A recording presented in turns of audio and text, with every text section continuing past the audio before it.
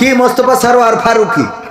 এই মোস্তফা সরোয়ার ফারুকীর স্ত্রী আবার বঙ্গবন্ধুর স্ত্রী হিসেবে অভিনয় করেছিল, জানেন আপনারা? হ্যাঁ, অনেকে এই যে মিডিয়া কর্মীরা খুব ভালো করে জানেন। তো মোস্তফা সরোয়ার ফারুকীর স্ত্রী অভিনয় করেছিল নায়িকা হিসাবে বঙ্গবন্ধু সিনেমায়। সেখানে নায়িকার অভিনয় করলো যে তার কোনো পানিশমেন্ট নেই, কিন্তু নায়কের যে অভিনয় করেছে তার 10 কাঠার একটা প্লট দিয়েছিল, সেটা বাতিল করে দিয়েছে।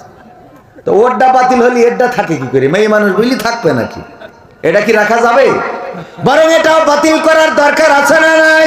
তবে এটার নামে প্লট হয় নাই, তাই বাতিল হয় নাই।